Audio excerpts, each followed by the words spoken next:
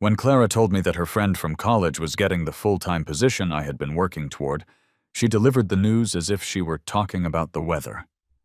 "Leo, listen," she began, her tone gentle but firm.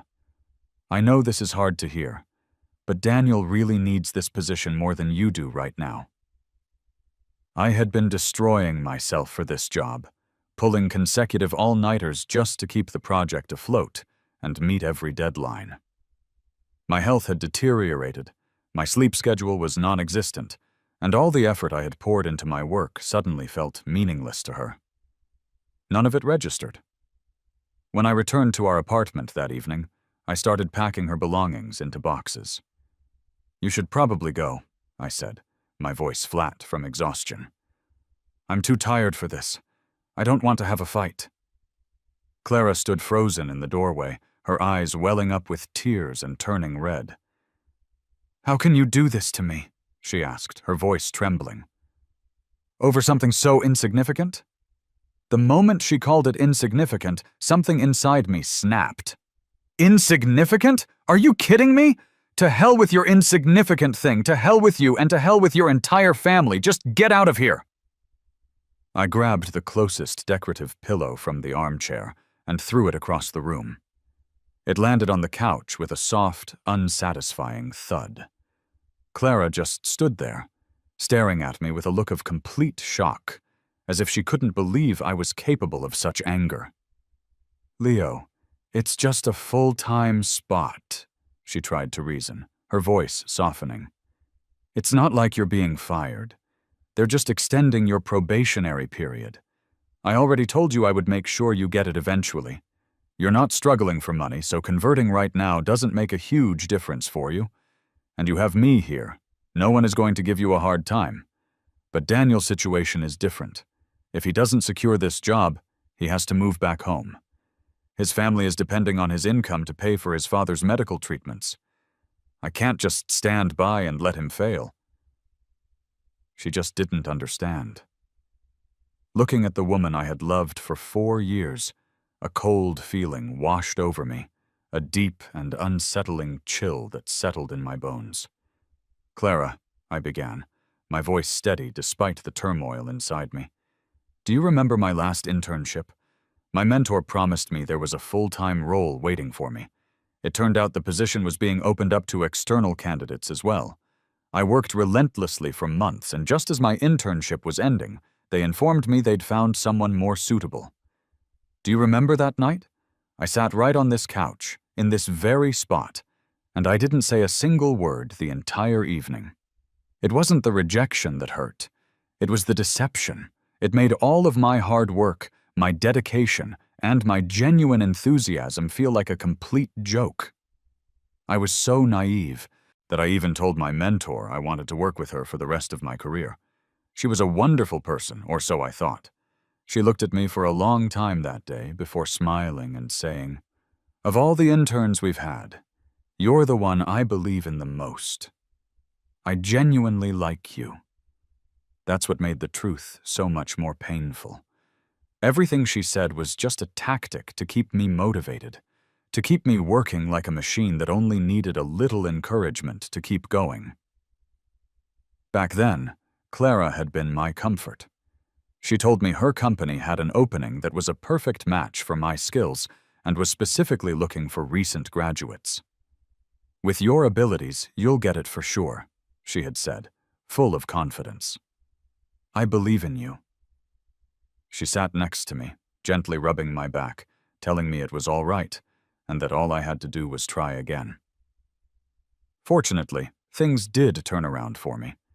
While preparing for my thesis defense, I polished my resume and sent out applications. After 4 grueling rounds of interviews, I received the job offer from her company. The pay was excellent, which meant the work environment was a high-pressure cooker. The atmosphere was so competitive that if you slowed down for even a moment, an intern would approach your desk to ask if you needed assistance, subtly offering to take over your tasks. It was even more intense than my previous internship. I never allowed myself to slack off for a single second. Working through the night to ensure the project stayed on schedule became a regular part of my life. I was so consumed by work, operating from sunrise to sunset, that I barely had the mental energy for anything else. When I'd get home, all I wanted to do was collapse into bed. My conversations with Clara became shorter and less frequent, but I have a stubborn streak. When I commit to something I believe is worthwhile, I see it through to the end. Besides, I was the only new hire in my department, and company tradition dictated that this almost guaranteed a smooth transition to a full-time employee. I gave it everything I had. And just as expected, as soon as my probationary period concluded, the notice for the full-time conversion was posted. But my name wasn't on it. It was for her college friend, Daniel, a man who hadn't worked a single day at the company. "Leo, your trial period is only being extended," she said, trying to soothe me. "You're saving his life with this gesture. You've always been such a compassionate person. Why is this making you so upset? It's just for 2 more months, at most, and then you'll be converted. It's practically guaranteed." When I didn't reply, she pressed on. "I know this is bringing up bad memories from your last internship, but this is a completely different scenario. Your job is secure. Nothing about your role is going to change." The silent pain I had felt that night after my internship, she probably thought a few comforting pats on the back were enough to make it all disappear.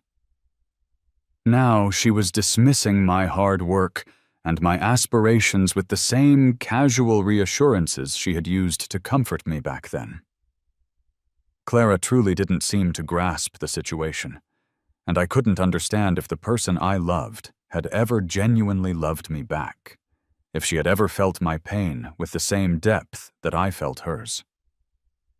I let out a bitter, self-deprecating laugh.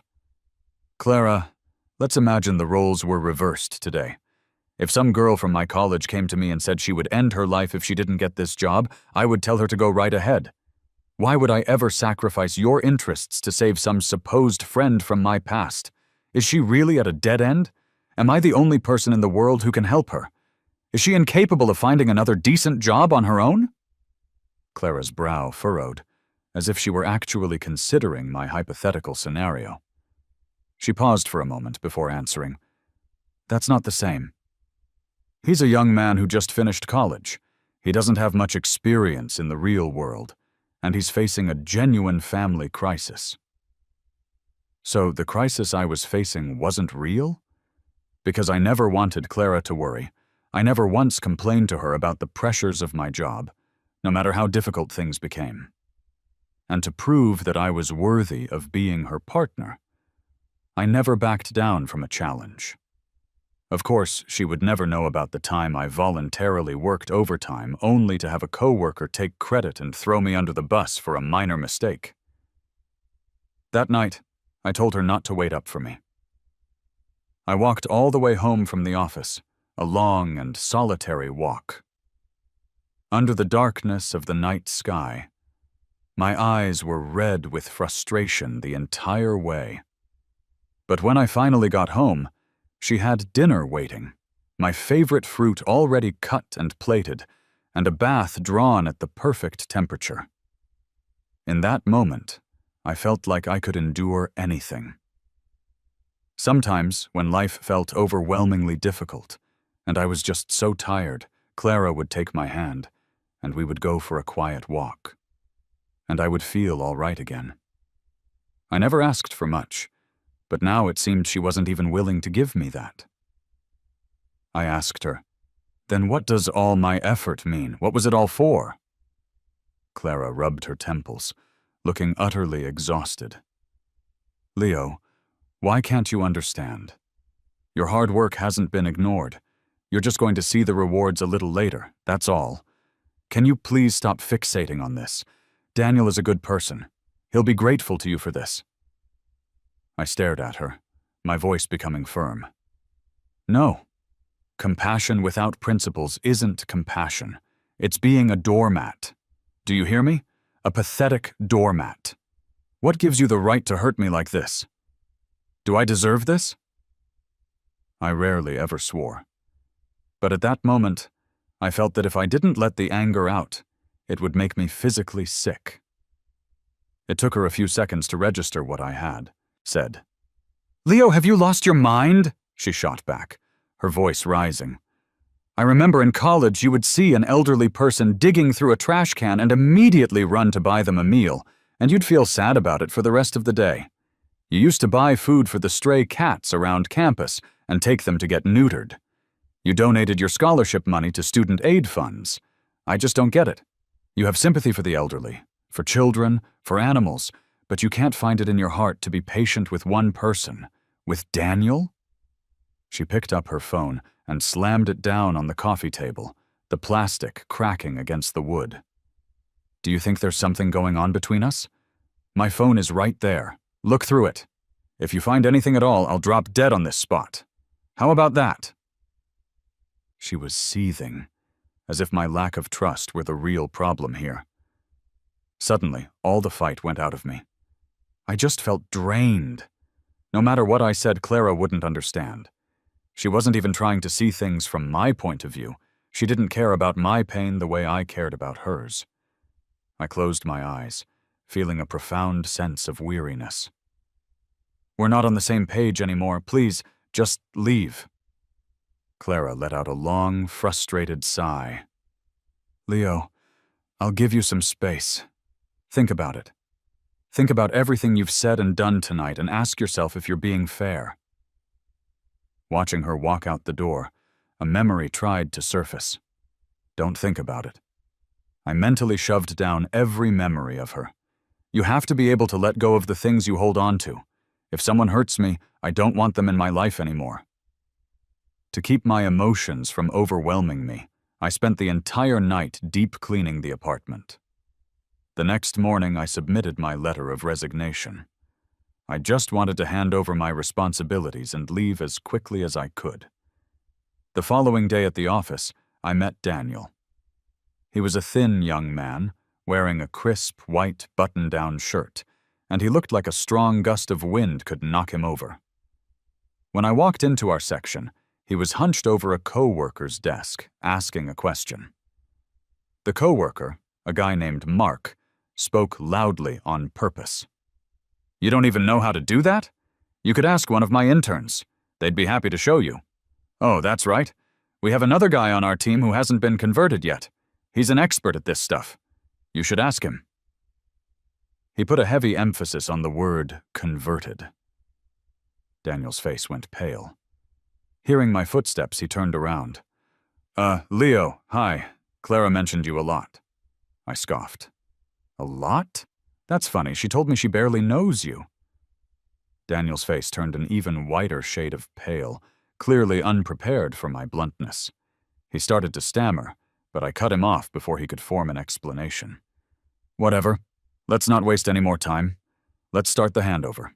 Another coworker, Ben, looked up from his monitor. "You're quitting?" In an instant, every head in the area turned to look at me. I forced a smile in his direction. "Yeah." He must have seen the bitterness behind it because he quickly added, "Things will get better." Then he shifted his gaze toward Daniel and rolled his eyes so dramatically they nearly disappeared into his head.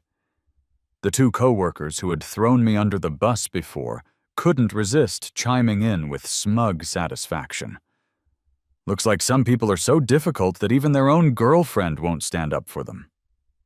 "Leo, no offense, man. I'm just talking about a friend of mine. Your friend sounds pretty pathetic." "Well, pathetic people usually bring it on themselves, haha." After their little performance, the office quieted down as everyone returned to their work. Daniel stood there, his fists clenched at his sides. I glanced at him briefly before looking away. "Okay. Let me walk you through my main responsibilities and the projects I'm currently managing." I noticed that Daniel was completely spaced out, not listening to a word I was saying. I sighed internally. Pathetic. Our colleagues knew parts of the real story and had no desire to help Daniel. More importantly, I was more competent than he was, and had built better working relationships with the team. With me leaving and him taking over, the project's progress would inevitably slow down, which would directly affect their year-end bonuses. Of course, they were not happy about it. After Daniel walked away, another coworker, Sam, leaned in close. "You're just going to let them give him your spot like that? I looked into it, and this kid has no connections at all." The unspoken implication was that Clara must have pulled some strings to get him the position, and I was the one who had been pushed aside to make it happen. His eyes were filled with genuine confusion. To be honest, I didn't get it either. We had been so happy together. All I ever wanted was to build a career for myself and maintain a healthy, loving relationship. But maybe that was too much to ask for, and that's why I ended up with neither. Sam lowered his voice even more. "Did your girlfriend even discuss this with you beforehand?" I shook my head and offered a weak, bitter smile. "Nope. And just for the record, it's ex-girlfriend." "Leo, do you really think this is appropriate behavior?" A familiar voice cut through the office murmur from behind me. Clara looked absolutely furious. "This is a professional environment. Keep your personal issues out of it. And for another thing, be as angry as you want, but can you at least try to act like an adult?" Her words were completely out of line. Fine, if that's how she wanted to play it. "Adult? My ass. Screw your adult, screw your dad, screw your whole damn family tree. Is that adult enough for you? Because I can keep going." Just then, Daniel seemed to appear out of thin air. "Clara, Leo, it's all my fault. Please don't fight because of me." He looked timid and frail, like a frightened deer. "I know Leo doesn't like me, and that's why everyone here is being so cold. Leo, Clara, and I are just friends, I swear. Please don't let this get between you two. It's okay if I have to endure some hardship.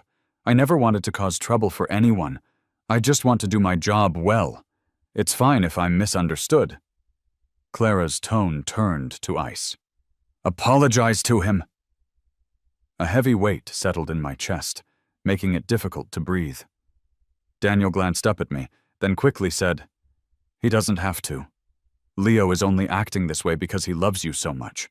I know he didn't mean to hurt me. I'm hurt, but I won't hold it against him." Clara turned to him, her voice filled with annoyance. "I was talking to you, Daniel. Apologize to Leo." Daniel bit his lower lip, and his eyes grew red with humiliation. Clara looked at him and seemed to hesitate again. "Forget it. Just go back to your desk. Don't overthink things." Then, as if she were mentoring a naive younger brother, she explained, "Daniel, you need to take responsibility for everything you say. This is a workplace, not a school campus. Bringing your personal drama here won't help you. It will only make people think you're unprofessional and unreliable. Do you understand?" Daniel looked up, his eyelashes damp with tears, the perfect picture of innocence. He sniffled and said to me, "Leo, I'm sorry." But I could see it clearly. There wasn't a shred of remorse in his expression. His eyes, however, held a clear look of defiance. I understood the message he was sending.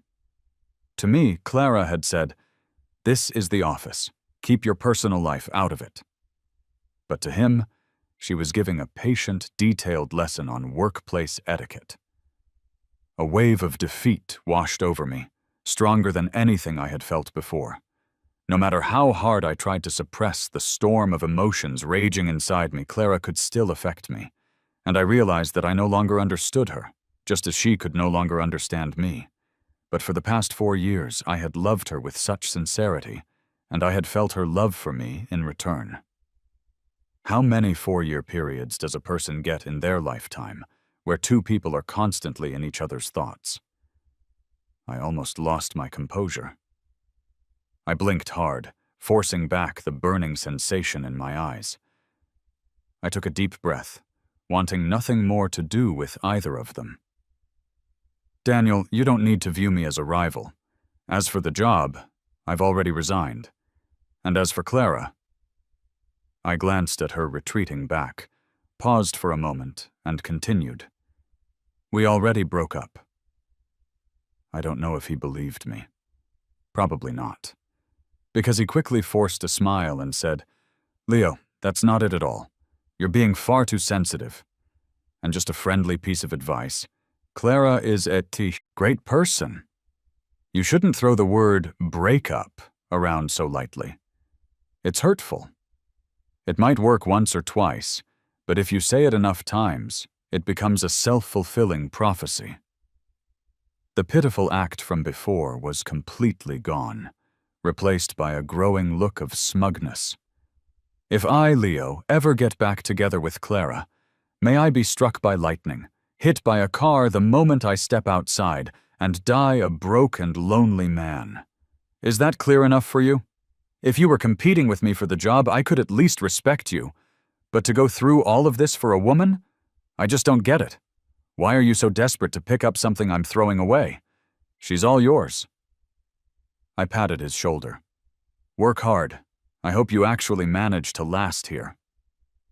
After all, I had invested a lot of myself into this job. I had once really wanted to build a future here. Daniel violently shrugged my hand off his shoulder. Who needs your fake sympathy?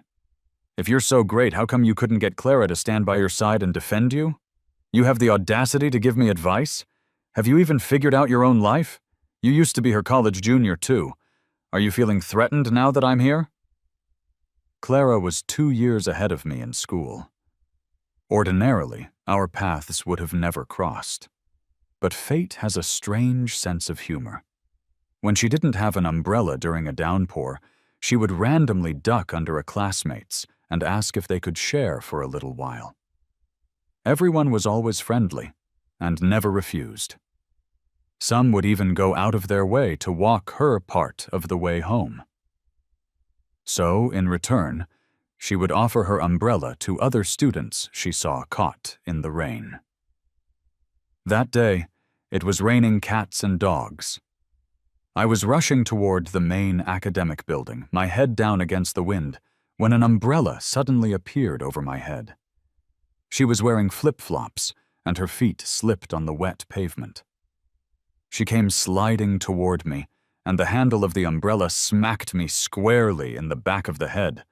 The momentum almost sent both of us sprawling. She instinctively grabbed my arm to steady herself, and I immediately started apologizing profusely.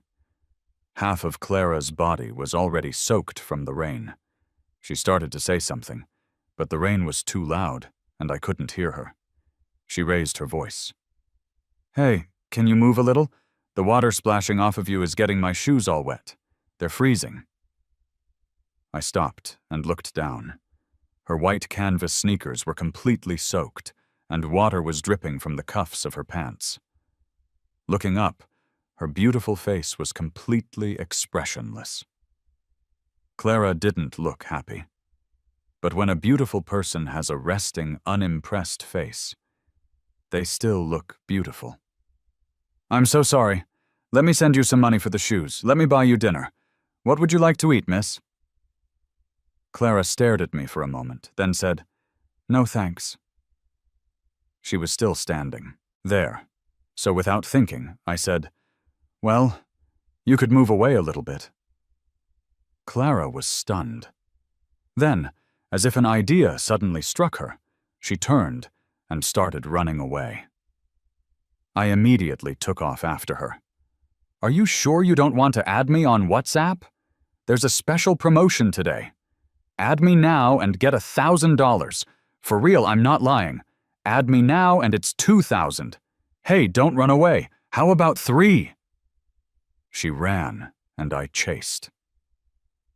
The distance between us started to grow.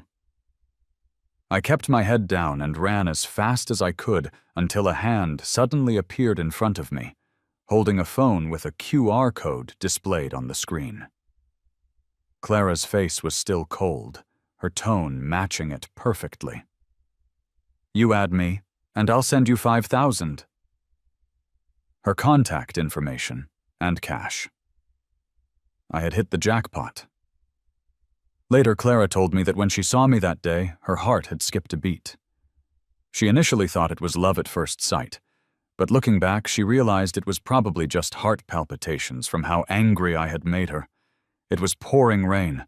I had let water splash all over her, and after a half-hearted apology, I had the nerve to tell her to move. She couldn't believe she had developed a crush on someone who had been so awful to her.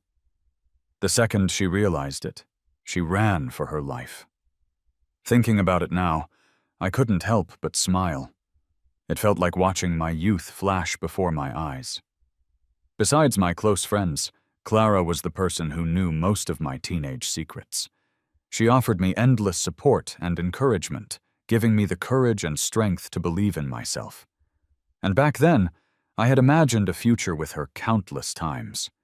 In those daydreams, the 18-year-old version of me and her reached endless happy endings. But 18-year-old Leo, did you know? You two don't have a future. Maybe if I had just been willing to back down this one time, we could have continued our relationship, but I can't allow myself to do that. She saw my pain and thought nothing of it. A coworker slammed his hand on his desk. This is a workplace. Either do your job or find someone who can. Daniel fell silent and glared at me. Fine by me. It meant less handover work for me to do. I didn't stay late that evening, as I usually did. I left right on time. No one said a word about it this time. As I was walking out, Daniel was still getting an earful from the other colleagues. I saw him scribbling "Go to hell" over and over again on a scrap of paper. If he couldn't handle this, he was in for a rude awakening when the team meetings started. Everyone on the team was a master of passing the buck, making empty promises, assigning their own work to others, and subtly sabotaging people. Yeah, I wasn't exactly a saint myself. I grabbed my bag and walked out, trying not to think about it anymore. Flashes of my time with Clara played in my mind. The day I came in for my interview, I walked through the lobby, staring at the rising numbers on the elevator display, thinking how wonderful it would be if I got to stay here and see Clara more often. I never would have guessed that I'd be the one to walk away. The July evening breeze was cool, but I felt a little cold. It was as if the storm from when I was 18 was finally breaking in its entirety today. My phone suddenly lit up. It was a message from Clara's number. Leo. Clara is with me right now, heh. A second later, the message was deleted. I stared at the screen, and my eyes suddenly began to burn. I always thought that I was meant to be happy. How did we end up in this situation? Was it my fault for being too stubborn? Or was it because I didn't understand her well enough? Was Daniel just a bad person? Or was Clara completely clueless? I don't know. After thinking it all over, the only person I could truly blame was myself for being too fragile. If I were just a little bit stronger, I could have stopped myself from feeling so sad. Leo? A hesitant voice called my name. I quickly wiped my face. A tissue was held out in front of me. I took it and looked up. It was Sophie, one of Clara's friends. She had never really liked me. Every time she saw me, her expression would sour, and she would always pull Clara away. Seeing my red-rimmed eyes, she deliberately looked away. Her tone was flat. What's wrong with you? Clara and I broke up. Really? That's great. Huh? I thought I must have misheard her. Sophie quickly corrected herself. I mean, that's terrible. What a shame. Such a pity. She tried her best to look sad, but her acting was awful. I took a deep breath. Yep, we broke up. I have good news and bad news. Which do you want to hear first? Sophie wasn't expecting that. She looked confused for a second, Then her eyes lit up.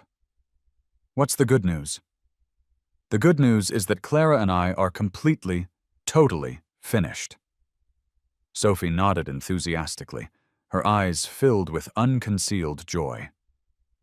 Huh? The bad news is that Clara is probably straight, not a lesbian, so you don't have a chance with her. The color drained from Sophie's face. Fearing she was about to start cursing at me, I turned and ran without looking back. I knew it. The way she always had to drag Clara away from me. The way she couldn't hide her delight when she heard we had broken up. She definitely had a crush on Clara. The brief distraction was enough to scatter my sadness for a moment.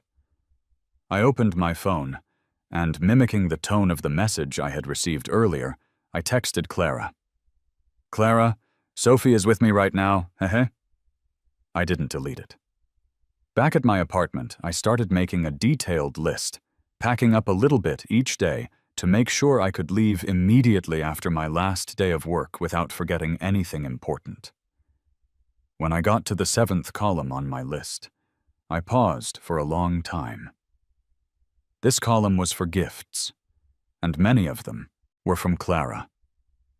I planned to keep a few meaningful presents with me, carrying the love of my family and friends on my journey forward. Clara had given me so many unforgettable memories. For my 20th birthday, she was away on a business trip. I told her over and over not to worry about coming back, that her work was more important. She didn't come back, but she had a custom watch made for me.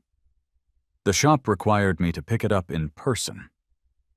It was only when I arrived that I found out Clara had arranged a meeting for me with a leading figure in my industry. Even now, it's hard to describe exactly how I felt in that moment. I don't know if it was more gratitude, shock, or worry for her. I knew she must have pulled a lot of strings to get me that rare opportunity. She even thought to give me a heads up 2 hours in advance, so I would have time to prepare. After the meeting, the watch, which was the excuse for the whole thing, was delivered to me. I'm not used to wearing accessories, so I've kept it carefully stored away ever since. It was much later that I found out she had actually rushed back to our college campus that day. But it was too late. She came for a quick glimpse of me, and then had to leave just as quickly. I only discovered this when I found a photo on her phone. When I asked her about it, she said casually, "I just wanted to see you." I was confused. "But you were here. Why didn't you say hi?" Clara glanced at me and smiled.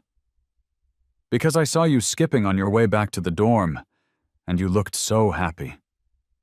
The truth was, I wanted to see her. She was afraid that I would be sad if I knew I had missed her.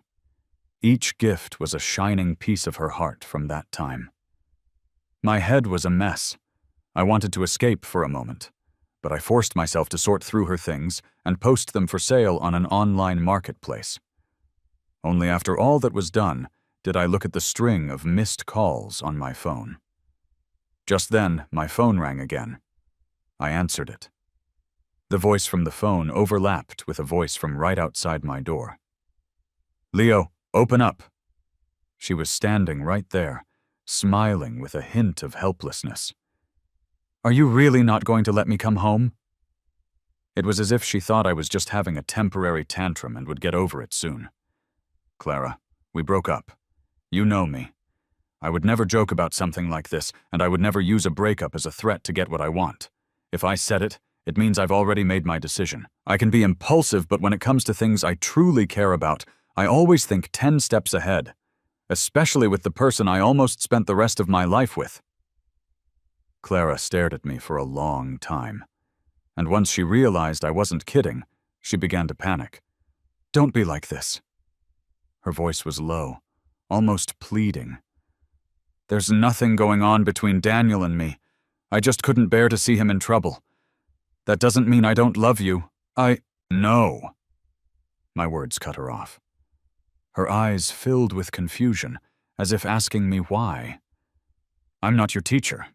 I don't owe you an explanation. Let's not waste any more of each other's time. Since we're breaking up, let's make it a clean break. Dragging this out is pointless. I couldn't give myself a chance to waver, so I had to be cruel. Clara stared at me intently for a long, silent moment. She turned her face to the side, her jaw tight. She was holding back tears. We had met when we were young, each other's first love. We both thought we had found the person we would spend our lives with. After a long pause, she turned back to face me. She tried to hold it in, but her voice still came out choked. I'm sorry. I won't get involved in other people's problems anymore. I know you're angry, and you're using Sophie to get back at me. You hate Sophie, so I won't see her anymore either. I cut her off. Why would I hate her? I could understand why Sophie didn't like me, but she had never actively done anything to hurt me. I had no reason to hate her. Hate is a powerful emotion that consumes too much energy. No one is worth my hatred. Who you see is none of my business anymore. Clara, I don't need you to change for me. That would be a burden. I know your intentions were good, but just because you're kind-hearted and he has a sad story, it doesn't mean the hurt you caused me isn't real. It doesn't work like that.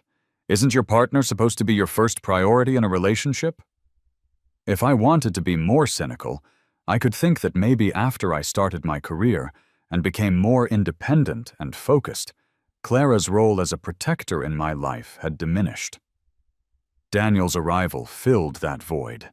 He was young, good-looking, and his admiration for her and dependence on her fulfilled an emotional need. I could think that way, attack her, and blame Daniel. But I didn't want our story to end so ugly. She was silent.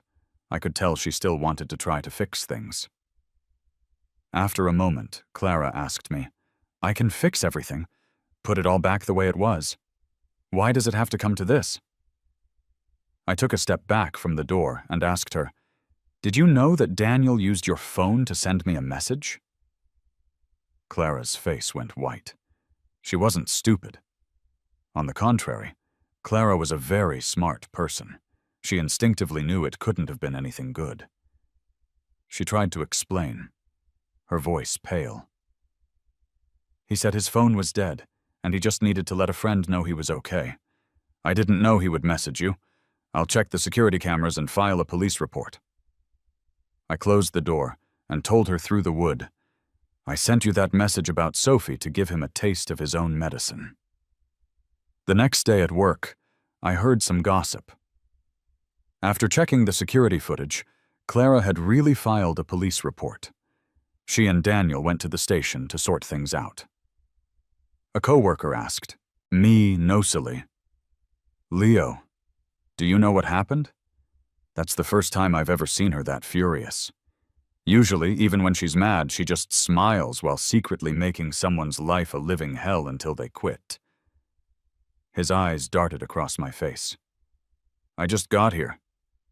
If you don't know, how would I? Seeing my blunt response, my coworker dropped the subject. I didn't see either of them for several days until I found Daniel waiting for me outside my apartment building. He rushed over and grabbed my hand, tears already streaming down his face before he could even speak. Leo, I'm so sorry. I don't know what came over me. Please, can you forgive me? Before I could answer, Clara suddenly ran up, having clearly heard him. She angrily yanked him away from me. Shut up. You don't know what came over you. You used my phone to send a provocative message to Leo. You said you didn't want to be misunderstood, so what the hell was that? Daniel clung to my hand, refusing to let go. I pulled my hand away. My forgiveness means nothing to you. His tears fell even faster. I just wanted to see what would happen. You're not me. You don't know how hard my life is. I had no other choice. I pulled a pack of tissues from my bag and tossed it to him. You weren't seeing what would happen. You were gambling. Gambling that I would just take it, and gambling that Clara would be swayed by you. Rely on yourself instead of others, and try not to wallow in self-pity. Once you start feeling sorry for yourself, you get stuck in the victim role, trapped in an emotional vortex. The more you pity yourself, the more helpless you feel. And the more helpless you feel, the more you pity yourself. Daniel reacted as if I had stepped on his tail, throwing the tissues violently to the ground. That's easy for you to say. You never consider anyone else's situation. Not everyone has the advantages you do. So what about people like me? Are we just supposed to die?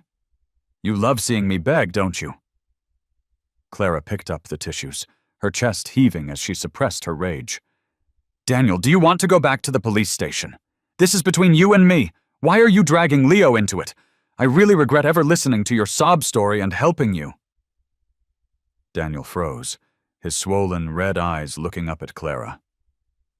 I'm in love with you. Clara's expression darkened instantly. She turned to me to explain. If I had known he felt that way, I would have never had anything to do with him. I repeated myself again. We broke up. You don't need to explain anything to me. Clara's fingers tightened slightly, her voice losing its usual lightheartedness. I know, but I don't want you to misunderstand. I said nothing. Ignored, Daniel glared at me. Feeling his intense stare, I looked back at him. I didn't like Daniel, but the only reason I was even talking to him was that he hadn't bothered me at work and had, in a strange way, helped me break up with the wrong person. Aren't you leaving? Daniel left in tears. He was wearing dress shoes and was unsteady on his feet, stumbling as he walked away. Clara watched him go with a cold expression. I couldn't help but taunt her. What's wrong? Don't you think he needs your help now? Clara looked at me, her eyes glistening. I'm sorry. If you ever need help in the future, please come to me first, okay? She didn't say anything else about getting back together. She loved me, and she knew me. I wouldn't have broken up with her unless I was absolutely sure. I couldn't bring myself to be gracious and tell her it was okay. I wasn't that big of a person. I just felt a lump forming in my throat, making it impossible to speak. My eyes started to burn. I quickly opened my apartment door and said to her, I won't. Goodbye. My voice was shaking. Anyone could have told that something was wrong. I shut the door, covered my mouth with my hand, and forced myself not to make a sound. Clara. There would be no more goodbyes. After finalizing my departure from the company, I sublet my apartment. I didn't want to stay in this city anymore. I was afraid that at some future job interview, my department head would turn out to be one of my old coworkers. Or worse, Clara. When I was a kid, I dreamed of traveling the world, but the furthest I had ever gotten was from one New York airport to another. Friend requests kept popping up on my phone. Some had the name Sophie. Others left messages asking where I was now. I ignored them all. I'm not dense. I could guess what was going on, but I wasn't interested in their drama. A massive thunderstorm hit Southern California in August. As I sat by the window, listening to the rain beat against the glass, I got a call. The caller ID said, Clara. The first time I didn't answer. She called a second time. Maybe it was the sound of the storm, but on a whim I picked up. The voice on the other end wasn't Clara's. It was a bright, boyish voice. Big brother, when are you coming to play with me? Big brother, I miss you. My sister is the meanest meanie. She won't let me call you. I found your number all by myself. Aren't I so smart? It was Clara's little brother, the little guy who loved playing video games with me and climbing all over my back. He used to say I was the only one who would practice basketball with him and play through a whole game without quitting. He'd call himself smart or a genius whenever he was looking for a compliment. I froze. Hearing no response from me, he kept saying, "Hello? Hello?" into the phone. I snapped back to reality. The roar of the rain outside grew louder. "I hear you, little man." Wow, big brother. His voice was so full of joy I could feel his excitement through the phone. Big brother, I miss you so much. You said I'd get to see you when my summer vacation started. And I've been on vacation for a long time now. But my sister won't let me see you. And Mom said you're a grown-up. And grown-ups have to make money. And work is really hard. So I waited and waited for so many days. But you never came. His mood deflated. But then it quickly bounced back. I have money. I didn't buy snacks. It's all for you to play with me. He chirped like a little sparrow, repeating, Big brother, big brother. I figured Clara and her mom thought that if they just put him off, he'd eventually forget about me. I never imagined he'd still remember after all this time. I couldn't bear to give him false hope, only to let him down again. I was a kid once, too. I know that when adults make casual promises, kids take them to heart. I watched the raindrops hit the glass, instantly blooming like tiny flowers before trickling down. Buddy, your sister and I broke up. I'm sorry, but I can't come play with you anymore. The other end of the line went silent. He asked in a confused little voice, Big brother, what does broke up mean? I thought for a moment and told him, It means we won't see each other again. The little guy's sobs came instantly through the phone. He choked out, If you broke up with my sister, you can't play with me anymore? I said, That's right. Those are the rules for grown-ups. Don't cry, okay? A new big brother will come to your house to play with you someday. He cried even harder. Grown-ups are all meanies. My sister is the meanest. Then he added, You're not a meanie, big brother. I like you. I don't want a new big brother. I want you, big brother. He called my name between sobs. I tried my best to console him. You're a good, sweet little man. So many more people will like you when you grow up, and someone will always be there to play with you. The rain never stopped. It soaked everything, making the days feel bloated and heavy. I used to fight it, to not let people flow through my life like a river. I desperately tried to hold on to some of them. But as I've gotten older, I've started to allow and accept everything. I allow my weakness, my tears, my inability to be magnanimous. I also allow the people I love to be nothing more than flowers of water on my window pane, beautiful for a moment, and then gone. Don't cry, little guy. One day you'll grow up, and I'll just be a story you tell. When I was a kid, I really liked my sister's ex-boyfriend. He was the only one who would patiently play with me. After they broke up, I even called him crying. Or maybe I won't even appear in his memory at all. But either way, it's okay. I accept it all, completely. A book I had skimmed through as a child finally made sense to me one day, much later in life. I finally understood what the author must have been feeling when he wrote it. The past is a distant shore, and the old house is no longer there. All that's left is to listen to the cold rain,